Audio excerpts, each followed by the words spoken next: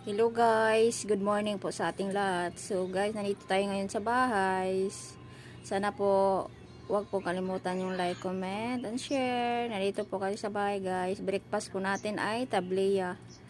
So guys, mag-breakfast tayo guys.